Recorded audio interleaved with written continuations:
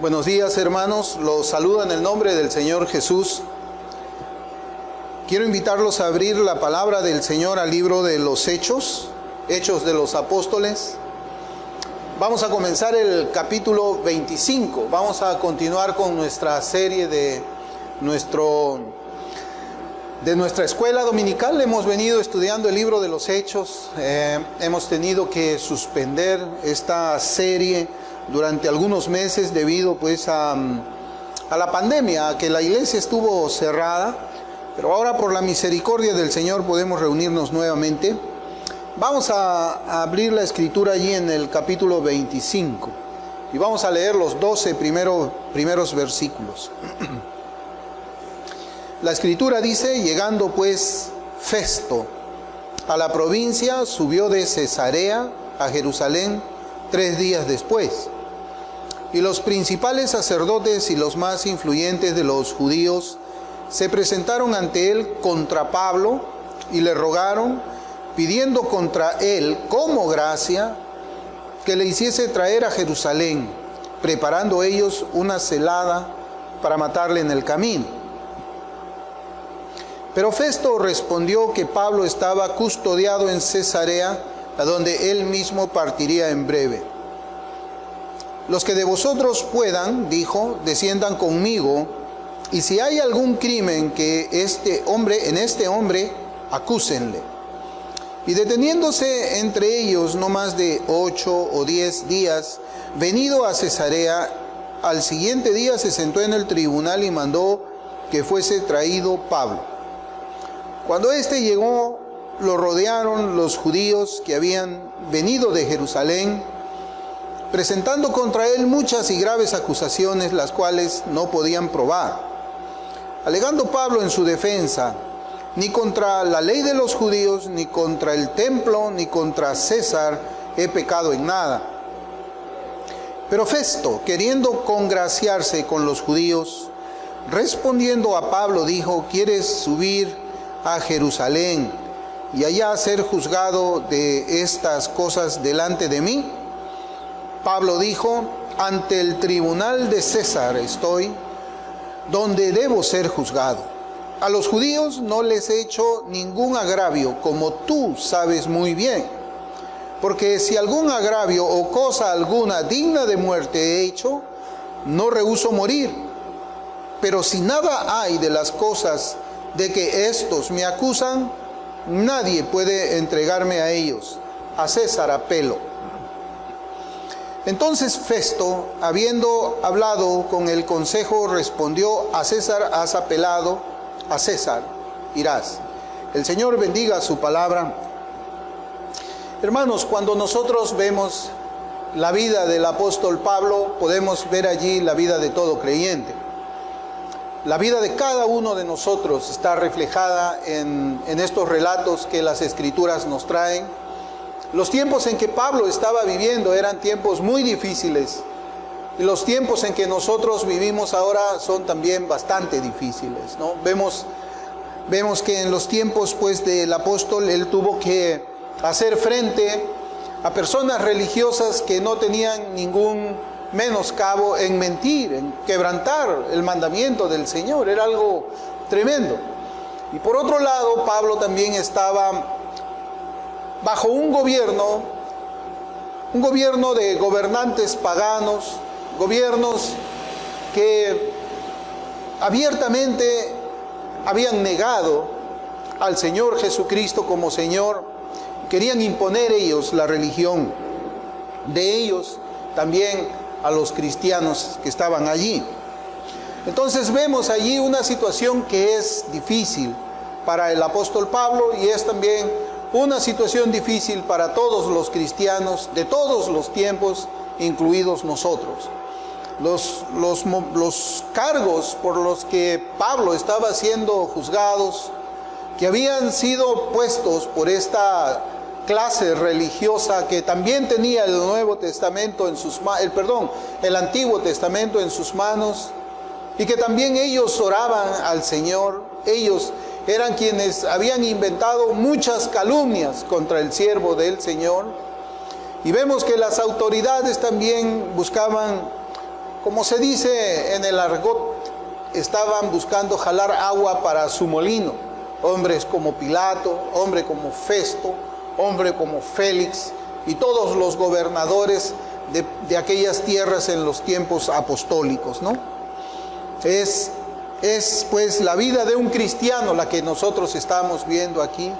Es la vida que nos toca vivir a nosotros en esta generación. Y por la gracia del Señor nosotros debemos de afrontar todo esto con alegría de corazón, así como lo hacía el apóstol. No vamos a ponernos tristes nosotros por el hecho de que nos toque enfrentarnos ahora a poderes grandes. No nos vamos a poner tristes. Nosotros sabemos y reconocemos de que en Cristo somos más que vencedores. A nuestros ojos puede parecer de que la batalla es imposible de ganar, pero en las Escrituras esa batalla ya está ganada por Cristo. Entonces lo que Pablo está padeciendo, yo estoy seguro que Pablo lo hacía con un corazón alegre. Y esa es la razón por la cual también nosotros nos reunimos aquí. Y debemos de entonar nuestros himnos con alegría, con gozo, con felicidad, aunque las cosas que nos están rodeando parezcan muy, pero muy difíciles. Cuando vemos el entorno en el que estamos viviendo, pues aparentemente la lucha estaría perdida, pero eso no es así. Yo creo de que nosotros como evangélicos, como la generación del Señor, como los hijos del Señor, vamos a hacer lo que Dios nos manda y creo que el Señor va a hacer con nosotros. Y vamos a contener toda esta andanada de maldad contra la iglesia y contra los valores morales de la sociedad en que nosotros estamos viviendo.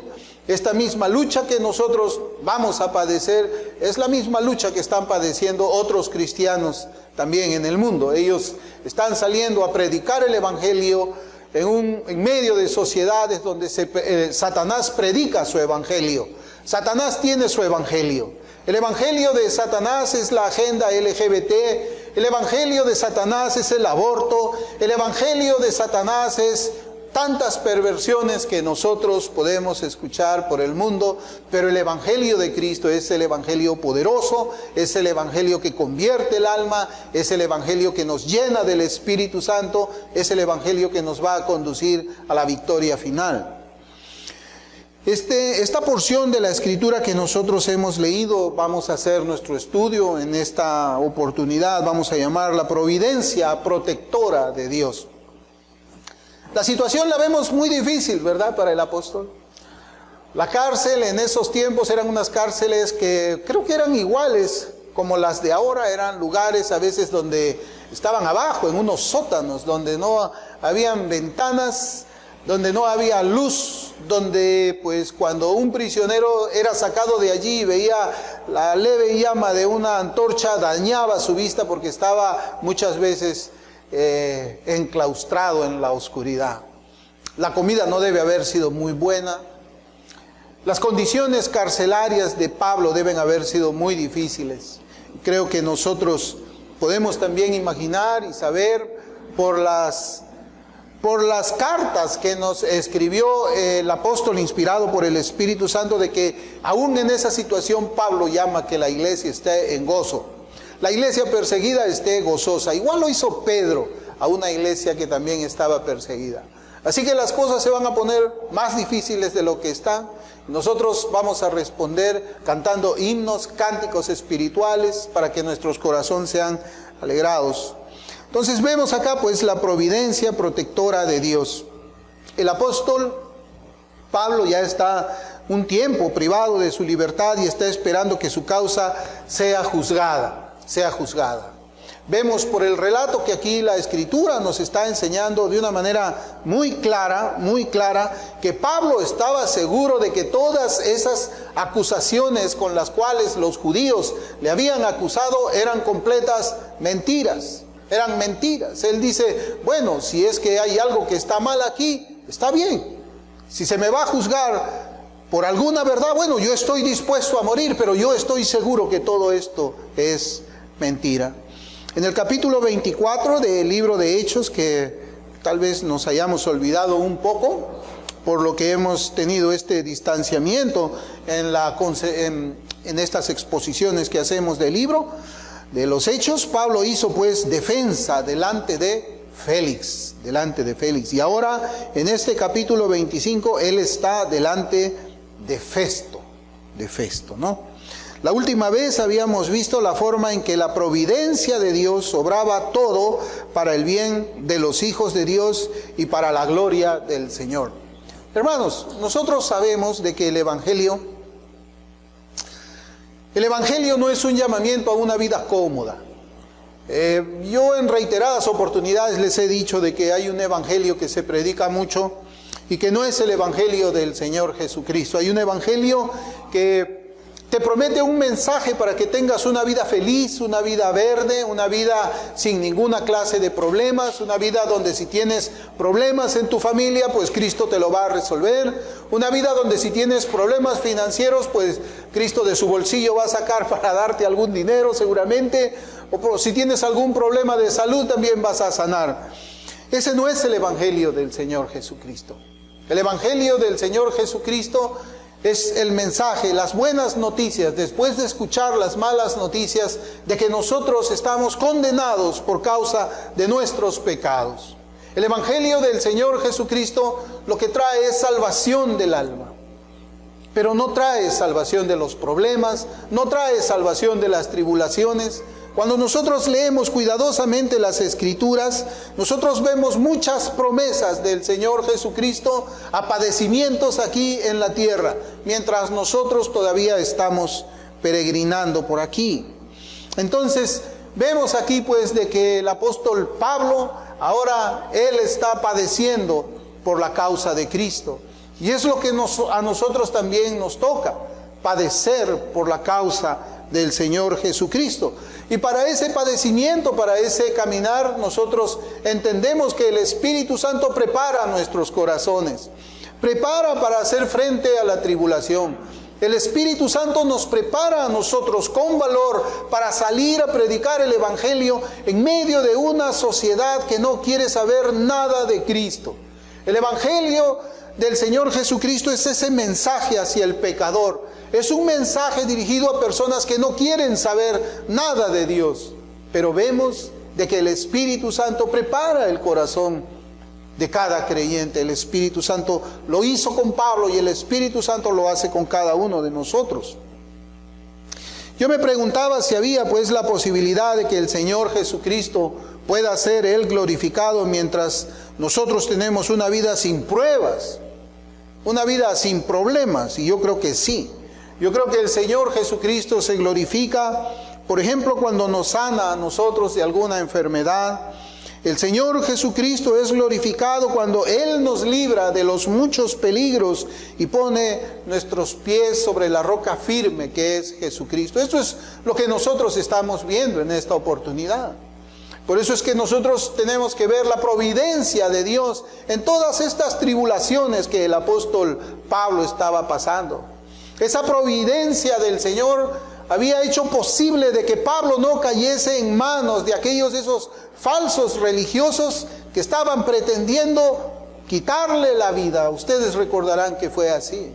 El encierro del apóstol Pablo, custodiado por una guardia romana, evitó que esos judíos lo aprendiesen y lo matasen por sus propias manos. Entonces tenemos que aprender a ver cómo es que la providencia del Señor protege a los suyos. Aun cuando nos parece que todo está mal. Aun cuando vemos que esto puede parecer algo difícil. Porque podemos decir, pero ¿dónde está la gracia de Dios en Pablo? ¿Por qué Pablo tiene que estar en prisión? ¿Qué vida es esa? ¿Para eso me voy a volver cristiano? Bueno, Pablo estaba ahí por la protección del Señor. Pablo estaba allí porque el Señor se estaba glorificando, porque le estaba guardando, le estaba protegiendo de aquellos que querían quitarle la vida. Y qué mejor protección que ponerlo dentro de una fortaleza y alrededor del apóstol Pablo soldados armados hasta los dientes para que nadie le toque un pelo, pensando en esos judíos que habían matado al Señor. La Escritura nos enseña que el Señor muchas veces es glorificado cuando a nuestros ojos las cosas no parecen muy positivas. No parecen muy positivas. Por eso es que el Señor nos dice a nosotros en Isaías Capítulo 55, versículo 8, porque mis pensamientos no son vuestros pensamientos, ni vuestros caminos, mis caminos, dijo Jehová. Es posible que a nuestros ojos muchas cosas pueden parecernos complicadas, muchas cosas pueden parecernos sin solución posible, pero a los ojos de Dios son cosas que nos ayudan espiritualmente, nos fortalecen en el espíritu. Pablo estaba en prisión, a pesar de que Félix sabía que él era inocente. Félix sabía que Pablo no había hecho absolutamente ninguno de los cargos que se le imputaba por estos judíos. Él era inocente. Él era inocente. Lo que Félix esperaba es que tal vez Pablo tenga algún amigo rico, que tenga dinero. ¿Para qué? Para que le pague un soborno y así deje libre a Pablo. Cuando escuchamos estas palabras nos preguntamos cómo Dios puede permitir esta injusticia hacia su siervo. ¿Cómo? Pablo escribió 13 epístolas del Nuevo Testamento, más de la mitad, o casi la mitad del Nuevo Testamento. Pablo es el hombre que ha viajado más que cualquier otro misionero en el mundo. Yo una vez estaba escuchando de que los viajes de Pablo era como irse caminando desde la punta de Chile, desde el Polo Sur hasta el Polo Norte. Todo eso fue la travesía que Pablo hizo predicando el Evangelio del Señor Jesucristo. ¿Cómo puede ser posible entonces que Dios haya permitido que su siervo, su Pablo, esté padeciendo esta situación? Para el mundo eso puede parecer, hermanos, algo que no tiene ningún sentido. No es atractiva la religión cristiana para nadie, porque uno dirá, bueno, ¿y para qué me voy a hacer cristiano? ¿Para sufrir como Pablo? No, mejor estoy así ahora. Pero hay que recordarnos que el Señor Jesucristo abandonó el cielo, abandonó su trono, se hizo semejante a nosotros y murió en una muerte, en una cruz vergonzosa, humillante y en la soledad. Dios hizo eso por nosotros. Nosotros, en recompensa, no en recompensa ni en repago, está mala palabra, en una retribución de amor, le ofrecemos también a Él nuestras vidas. Nuestras vidas no tienen para nosotros ningún valor porque Él pagó con su sangre por cada uno de nosotros. Y cada uno de nosotros le pertenecemos a Él. Así como cantamos ese himno, ya pertenezco a Cristo. Mi vida no es mía, es de Él. Y Él está para ordenar lo que Él quisiese, así como lo hizo en la vida del apóstol Pablo. ¿Cómo pues Dios puede permitir esa injusticia hacia su siervo? Él era instrumento del Señor. A veces nosotros decimos, Señor, yo quiero ser un instrumento en tus manos. Aquí está la vida de un instrumento, en las manos del Señor. No te promete grandes cosas más que sufrimiento. En el mundo tendréis aflicción, dijo Cristo, pero no os preocupéis, porque yo he vencido al mundo, son las palabras de Él. Pero si lo vemos de otra manera, observaremos que esa prisión pues estaba, como yo les decía, preservando la vida del apóstol fuera del alcance de los judíos, que tramaban constantemente emboscarlo para matarlo como mataron al Señor Jesús, para matarlo a Él como mataron a Esteban a pedradas. Pero Dios no permitió que esta vez Pablo sea tocado por ellos. Y aunque Él podía haber enviado un rayo del cielo, un fuego como lo envió en el tiempo de Elías, el Señor piensa de una manera distinta y dice, no, yo te voy a proteger, pero voy a usar a estos soldados romanos en esta oportunidad. Vemos pues también acá en este relato de Hechos 25 del 1 al 12, vemos cómo los judíos estaban instando a Félix para que llevase a Pablo a Jerusalén para que sea juzgado en aquella ciudad. Pero la verdadera intención de ellos no era darle un juicio justo a Pablo. Félix no lo sabía. No era la intención darle un justo juicio. La intención era hacer una emboscada, agarrar a Pablo y matarlo por el camino. Pero Dios también, fíjense, cómo es que Él obra a través de Félix. Es algo increíble, hermanos, porque Félix pudo haber dicho, bueno, está bien, estos judíos, yo quiero congraciarme con estos judíos, como un político muy inteligente, ¿verdad? Que busca el populismo, busca la aprobación de las mayorías. Bueno, Félix ya tenía la aprobación de los romanos, ahora él quería ganarse la aprobación de los judíos. ¿Y qué le convenía más? Acceder a sus peticiones. ¿Qué hago yo para ganarme el favor del pueblo? Pero aún en ese momento Dios interviene. Dios interviene de tal manera de que Él mueve el corazón de Félix, ya no para que Félix busque su propio interés y ganancia política, sino para que Félix haga la voluntad de Dios. Y eso debe alentarnos a nosotros. Que aunque estando en las manos de los que nos han puesto en cautividad, en cautiverio, nuestros captores, a pesar de que estamos en las manos de las autoridades que tienen potestad para quitarnos aún la vida, Dios no lo va a permitir si es que Él no quiere hacerlo. Él va a mover, como dice el proverbio, que el corazón del rey son como repartimientos de las aguas en las manos del Señor. Y el Señor siempre dirige los corazones hacia donde Él quiere. El hecho de que Dios haya obrado en el corazón de Félix no significa de que Dios ha obrado salvíficamente en Félix. Pero nos enseña cómo Dios tiene aún el control, tiene la soberanía sobre los corazones de aquellos que no le pertenecen. Esa es la soberanía del Señor. Y debemos de confiar nosotros en esto por el testimonio de la Escritura, y estoy seguro también por el testimonio de lo que Dios ha hecho en nuestras propias vidas. Dios obró pues en Félix para que él no cediera a esas peticiones. Y más bien le respondió diciendo que ellos podían venir a Cesarea y presentar sus acusaciones contra el apóstol. Entonces vemos ahora de que Pablo nuevamente está delante de sus acusadores, 2 años después.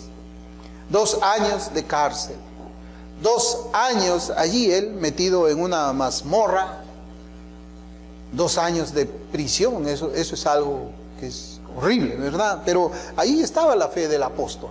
Ahí estaba la confianza del apóstol. Él sabía que su vida no dependía de sus captores. Su vida no dependía del emperador romano.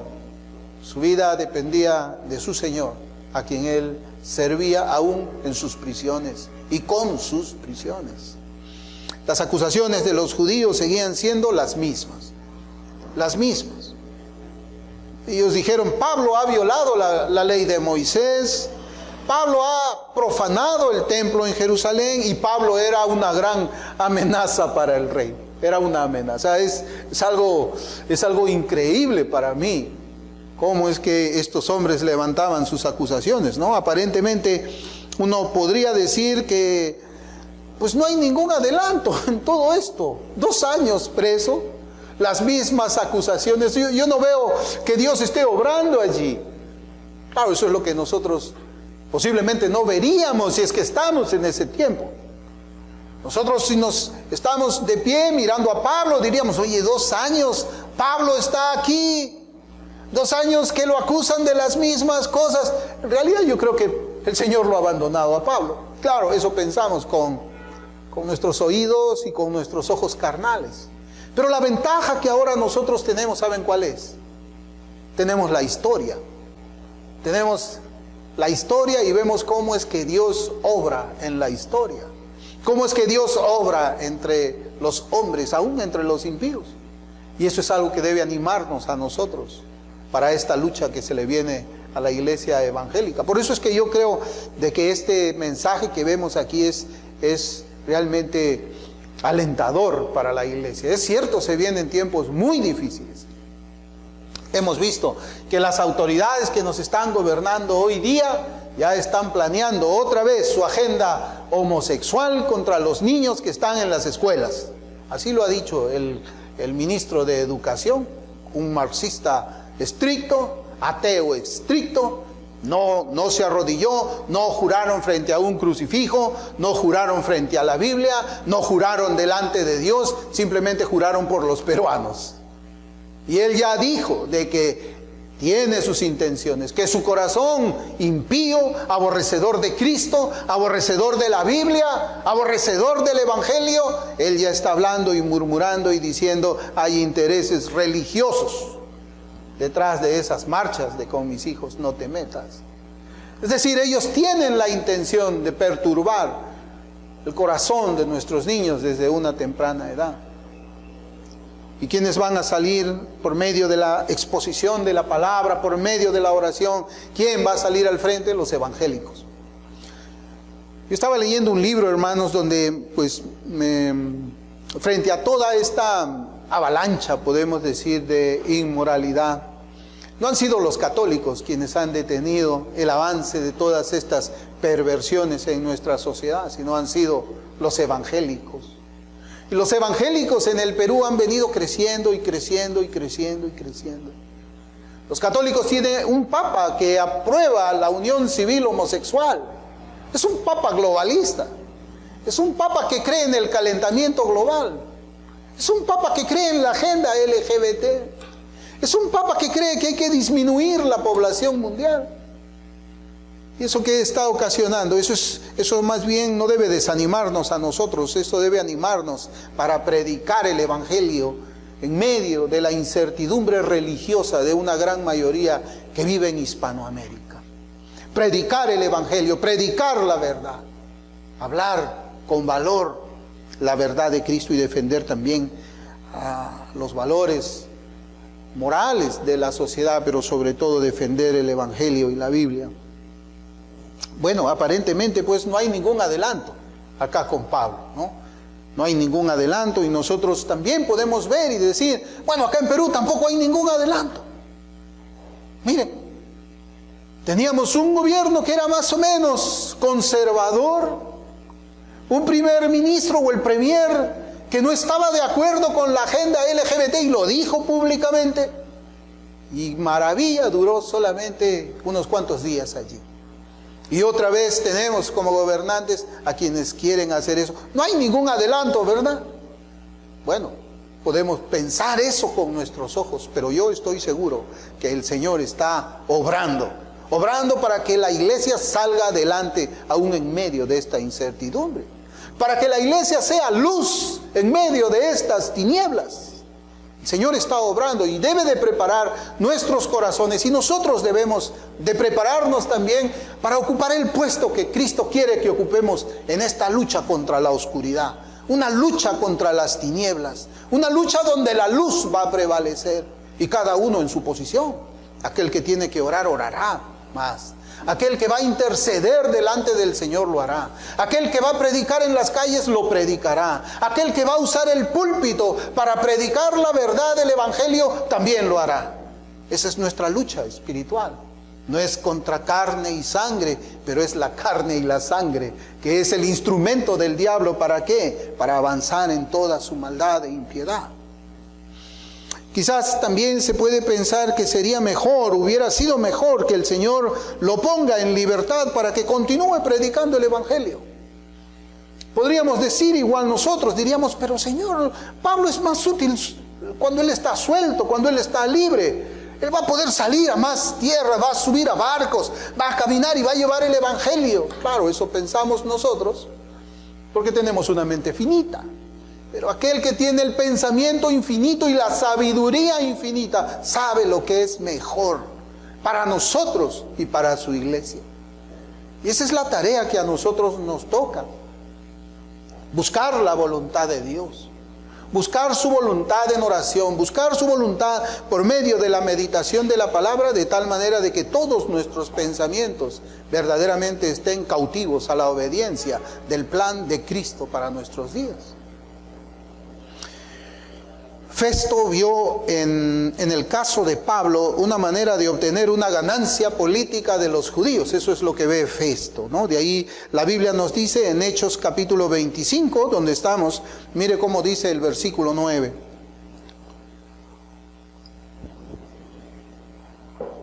Pero Festo, queriendo congraciarse con los judíos, respondiendo a Pablo, dijo: ¿quieres subir a Jerusalén y allá ser juzgado de estas cosas delante de mí? Bien, el apóstol Pablo sabía que allí no iba a tener un juicio justo. No iba a tener un juicio justo. Además, luego que su sobrino, recordarán ustedes, le advirtió los planes de los judíos para matarlo. Él sabía que quizás podía morir en el camino. Por esta razón, Pablo apela a César. El Señor siempre nos da a nosotros una abertura para que podamos ver y discernir los tiempos, discernir las personas, discernir las intenciones. Pablo ya sabía, el Señor le había revelado en su gracia, en su misericordia, que los judíos tenían esos planes en su corazón: matarlo. Y es gracias a esa gracia que ahora Pablo puede tomar una buena decisión. Y Pablo dice: apelo a César. Allá no me van a juzgar bien. Pablo no sabía que esas circunstancias habían sido pues decretadas por el Señor. ¿Para qué? Para que él llegue a Roma. Todo esto que nosotros vemos que está pasando tiene un final. Y el final es que Pablo llegue ¿a dónde? ¿A Jerusalén? ¿A Corinto? ¿A Tesalónica? ¿A dónde es que tenía que llegar Pablo? A Roma. A Roma. Algo parecido también había sucedido en el tiempo de José. Por eso es que yo hablo de la providencia. Nosotros el Señor está en control de todo y nosotros no podemos entender la mente del Señor, y hay cosas que Él no nos la revela completamente y Él se las guarda, como el caso de José. En Génesis 45:5 dice: ahora pues no os entristezcáis ni os pese de haberme vendido acá, porque para preservación de vida me envió Dios delante de vosotros. Cuando Él, después de padecer a mano de sus hermanos, después de padecer por causa de la mujer de Potifar, después de ser la víctima de muchas mentiras, injurias, estando en la cárcel de Egipto, Él al final entendió para qué cosa el Señor lo había enviado allá. Y claro, el camino que el Señor había escogido es un camino diferente. ¿Podía el Señor ponerlo como príncipe o como el segundo de Faraón en Egipto? Sí podía, sin que haya pasado por todo eso. Pero el Señor usa esas circunstancias, ¿para qué? Para moldear nuestro carácter. También el Señor podía haberlo usado a Moisés para libertar a su pueblo ahí a los 2 años que él abandona Egipto. Pero no, el Señor tenía que trabajar con su carácter y 40 años lo hizo pastorear ovejas en el desierto. El Señor siempre prepara a sus líderes de esa manera. La única manera que nosotros encontramos en la Biblia que el Señor nos prepara es por medio de la aflicción, el dolor, las lágrimas, la cárcel, tantas cosas que vemos acá. Más adelante también vemos ahí en nuestro estudio, en las Escrituras, que nos informan de la visita de Agripa y su hermana y amante, Berenice, donde Agripa pues se siente inclinado para escuchar a Pablo. Es decir, la palabra del Señor se estaba cumpliendo. Acuérdese que Pablo ahora está predicando ¿a quiénes? Ya no está predicando al pueblo. Él ahora está predicando a autoridades, a personas que están en posición política. Él está predicando a reyes. Por eso es que cuando el Señor lo salva a Pablo, que está en el capítulo 9 de hecho, en el versículo 15 y 16, dice: el Señor le dijo: ve, porque instrumento escogido me es este, para llevar mi nombre en presencia de los gentiles y de reyes, y de los hijos de Israel, porque yo le mostraré cuánto le es necesario padecer por mi nombre. Tremendo, ¿verdad? Todo es un solo combo, podríamos decir. Es un paquete. ¿Quieres servir al Señor? Bueno, te toca padecer también. ¿Quieres llevar tú la palabra de Dios? Yo quiero predicarle al presidente de la República. Bueno, tienes que pasar por tu prueba también, ¿no? Tienes que prepararse, te tiene que preparar en tu carácter, en tu sabiduría, en tu conocimiento de Dios, en el conocimiento de la palabra, para que puedas responder con sabiduría delante de ellos.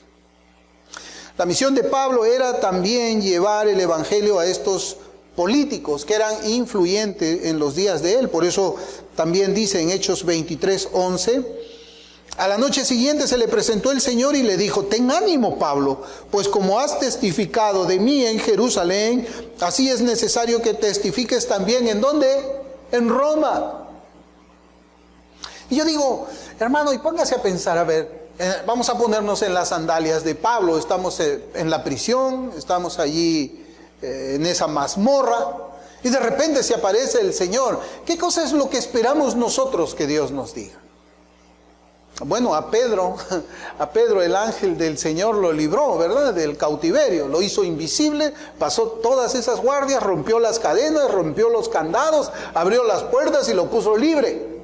Pablo habrá dicho: wow, ahora también viene el Señor a ponerme libre, como lo libertó a Pedro hace unos años atrás. Sí, pero ya leímos que nuestros pensamientos no son los pensamientos del Señor.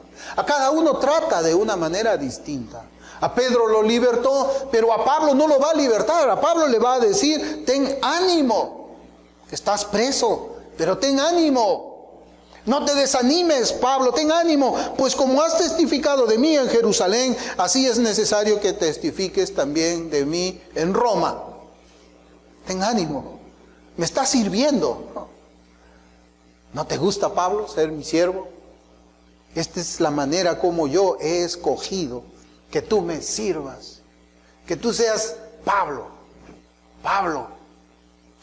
Bien, Dios estaba pues obrando detrás de todas estas circunstancias. Ahí estaba la obra de Dios, ¿no? Circunstancias que son difíciles a los ojos humanos, difíciles. ¿Para qué? Para que se cumpla el propósito de Dios, para que se cumpla el ministerio de Pablo y para que Dios sea glorificado. Ahí están las tres razones. Se tiene que cumplir el plan de Dios. Pablo tiene que cumplir su oficio de apóstol. ¿Todo para qué? Para que Cristo sea exaltado también entre los gentiles. Y yo supongo que todo cristiano quiere eso, que el Señor sea exaltado. Por otro lado, también no debemos sorprendernos de que cuando estamos en la voluntad de Dios, cuando estamos dentro de la voluntad de Dios sirviéndole, cumpliendo nuestro deber a Él, no debemos sorprendernos de que Satanás nos ataque usando los falsos religiosos. Eso es lo que estaba pasando Pablo. No es sorpresa, de que cuando hay una voz disonante con la voz de la mayoría dentro de la iglesia evangélica, dentro de la iglesia reformada, se levanten pues otros religiosos que no están de acuerdo con lo que se está enseñando. Hoy día se quiere un cristianismo más light, un cristianismo más posmoderno, un cristianismo progresista, un cristianismo distinto al cristianismo que vemos aquí en la Biblia. Un cristianismo sin cruz. Eso de toma tu cruz y sígueme, no, eso hay que quitarlo, porque si vamos a predicar lo que significa la cruz de Cristo, pues nadie va a venir a la iglesia. Entonces hay que quitarlo, hay que hacer un mensaje que sea agradable a los oídos de todas las personas. ¿Ven? Yo te voy a predicar que tú vas a ser millonario. Yo te voy a predicar que tú no te vas a enfermar nunca. Yo te voy a predicar de que tú vas a ser famoso. Yo te voy a predicar tantas cosas que le gusta a tu carne. Y después te vas a acordar de esa predicación cuando estés en el infierno. Cuando tu alma esté padeciendo eternamente y digas: ¿qué hacía yo escuchando esas cosas? Nunca me gustó el mensaje del Evangelio. Bueno, Satanás usó a Festo. Festo era un político calculador, era un político muy astuto. Él era orgulloso y también era egoísta, pero ni los judíos religiosos ni Festo podían detener la mano de Dios que estaba obrando en toda esa situación. Hay que verlo así. Ni esos religiosos falsos podían tocar a Pablo. Es verdad, a causa de todo lo que ellos habían levantado, el apóstol estaba preso. Es cierto, ellos habían hecho toda esta confabulación mentirosa y por esas mentiras Pablo estaba preso. Ellos tenían su culpa, pero no podían avanzar más de lo que Dios les estaba permitiendo. Así como cuando ellos, estos judíos, mientras crucificaban al Señor, estaban cumpliendo el plan, el decreto, desde antes de la fundación del mundo, de tal manera de que se cumplió cuando Cristo fue crucificado, para que Él haga expiación por los pecados del mundo. Cuando ellos difamaron y calumniaron a Pablo, se estaba cumpliendo el decreto de Dios para que el siervo del Señor vaya a Roma a predicar. Es algo que no entendemos, ¿no? ¿Cómo es que aún la maldad de estos hombres ayudan a que el plan del Señor avance, que el Evangelio no se detenga? Esta pues es una lección para todo creyente sincero, para todo creyente verdadero. Los ataques vienen también del lado de los que leen la Biblia. Es algo tremendo, ¿no? Los ataques vienen del lado de los que leen la Biblia, de aquellos que oran a Dios. De ahí, de ellos también vienen los ataques. De quienes van a un templo a adorar a Dios, de ellos también son los que atacan. Después de todo, pues, personas como estas fueron las que mataron al autor de la vida, ¿no? Y nosotros no podemos esperar menos, ¿o sí? ¿No, verdad? Claro que no. Aquí nosotros nos encontramos, pues, con esos hombres que debían defender ellos. ¿Qué cosa? ¿Qué cosa era lo que deberían haber defendido estos hombres que tenían una Biblia en su mano? Ellos tenían las escrituras sagradas del Antiguo Testamento en sus manos. Ellos ayunaban, ellos oraban, ellos adoraban a Dios, se reunían para escuchar las enseñanzas bíblicas. ¿Qué cosa es lo que ellos tenían que haber estado defendiendo? ¿Qué cosa es? Bueno, ellos tenían que haber defendido lo que era recto, lo que era justo, lo que era honesto, lo que era puro. Eso se supone que debían haber ellos estado defendiendo, pero no lo hicieron así. Calumniaron a Pablo. Ellos querían matar a un hombre que predicaba la verdad. Bueno, ellos estaban tratando de emboscarlo con mentiras. Y como no podían matarlo, ¿qué hicieron? Lo difamaron. Lo acusaron falsamente. ¿No es eso un mandamiento de la ley de Dios? ¿No dice la ley de Dios, no matarás, no asesinarás? Ellos lo rompían. ¿No decía el Señor de que no se debe levantar falso testimonio contra tu prójimo? ¿No dice uno de los mandamientos del Señor? Ellos lo quebrantaban. Los quebrantaban sin ruborizarse. ¿Qué tales religiosos? Como dice Salomón, dice, no hay nada nuevo debajo del sol. Lo que sí nosotros tenemos que decir es que ellos no fueron creyentes, ni son creyentes tampoco los que en nuestros días actúan de esa manera. Pablo fue como ellos, es cierto. Pablo persiguió la iglesia. Pablo lo hizo, pero camino a Damasco sus ojos físicos quedaron ciegos, pero sus ojos espirituales fueron abiertos. Su corazón de piedra fue pulverizado y el Señor le puso un corazón de carne. Pero el Señor por alguna razón no hizo la misma obra en estos religiosos, fanáticos, malos. Los falsos creyentes pues los hallaremos siempre atacando a los siervos del Señor. Festo no es menos diabólico que todos estos falsos creyentes. No es menos diabólico. Él era un hombre capaz de transar la verdad con tal de obtener alguna ganancia personal. Así éramos, ¿verdad? Así éramos cuando estábamos sin Cristo, como Festo. No importaba, transábamos lo que sea con tal de tener un beneficio propio, cualquiera sea, pero beneficio. Transábamos la verdad, mentíamos, engañábamos, silenciábamos la verdad, tantas cosas hacíamos, éramos como ellos. Pero ya no somos más así, desde que el Señor, en su infinita misericordia, nos salvó.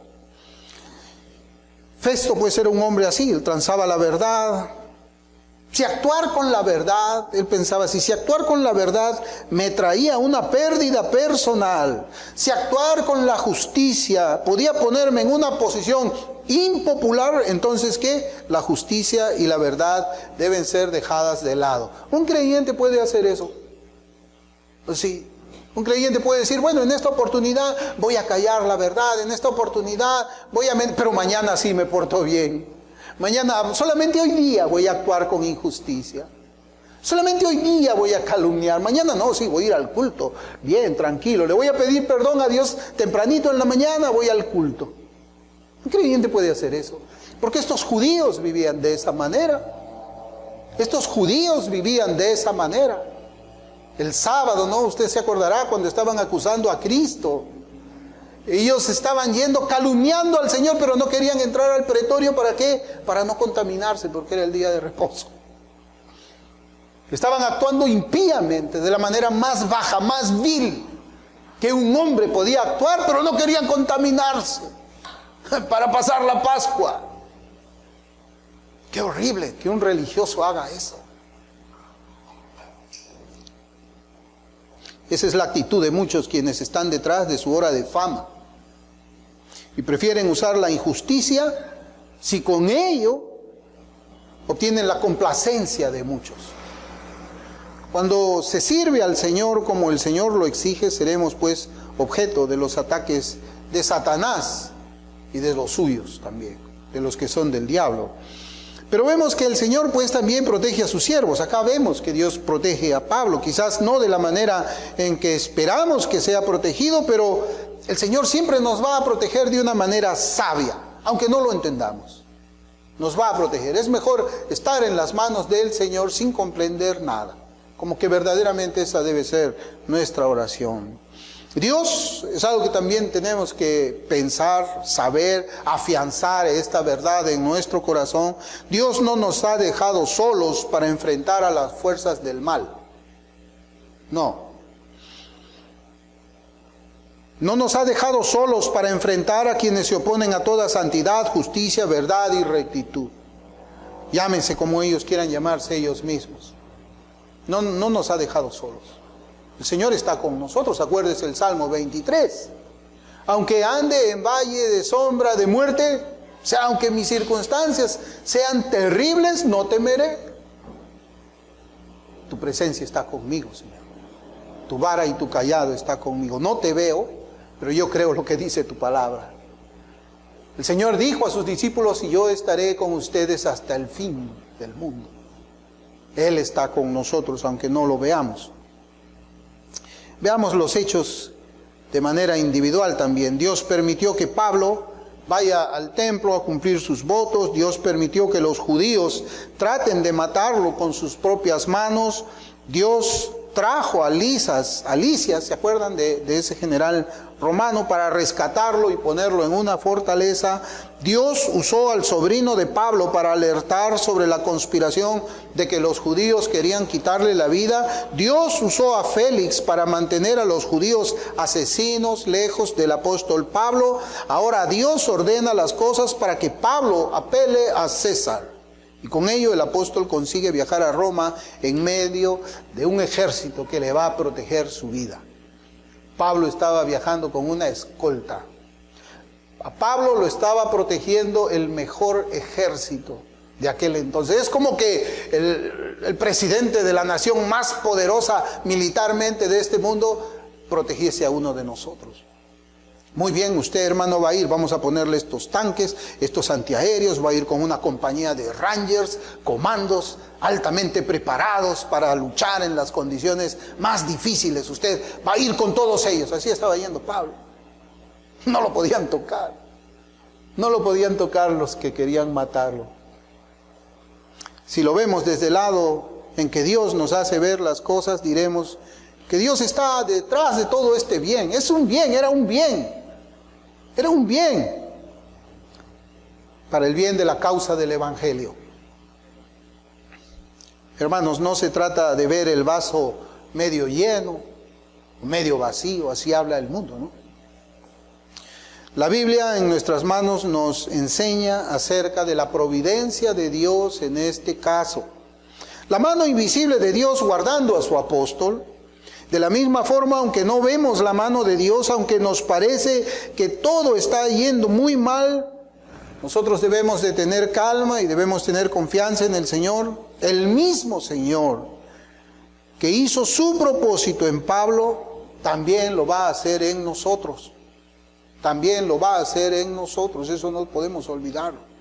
El Dios de Pablo es el Dios nuestro. El Dios que guardó a Pablo es el Dios que nos va a guardar a nosotros también. Y otra vez les digo, recordemos a José, recordemos a Elías, a Juan el Bautista, a los apóstoles. Recordemos al Señor porque Él venció con su muerte en la cruz vergonzosa, en el Calvario. Hermanos, meditemos en lo siguiente un momento.